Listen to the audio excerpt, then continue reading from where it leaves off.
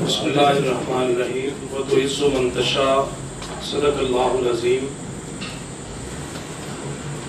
मैं इस खूबसूरत बज़म सजाने पे ज़ियाउल हक़ नक्शबंदी साहब का शुक्रिया अदा करता हूँ और इंतहाई मुबारकबाद के मुस्तहिक़ डॉक्टर इंतखाब अहमद नूरी साहब और राग़िब हुसैन नईमी साहब, जिनको अल्लाह ताला की ज़ात पाक ने ये इनाम बख्शा और वो इस हुकूमत में एक ओहदे से सरफराज हुए। और हम इस चीज़ की उम्मीद करते हैं कि वो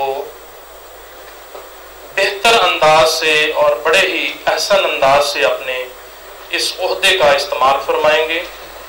जिस तरह मुफ्ती इंतखाब अहमद नूरी साहब पहले अपने ओहदे का बड़े अच्छे तरीके से इस्तेमाल फरमाते रहे हैं, खिदमत करते रहे हैं, हर एक के साथ तावन मोहब्बत, और पुरुम्मीद हूँ कि आइंदा भी इसी तरह रहेगा। और मैं दोबारा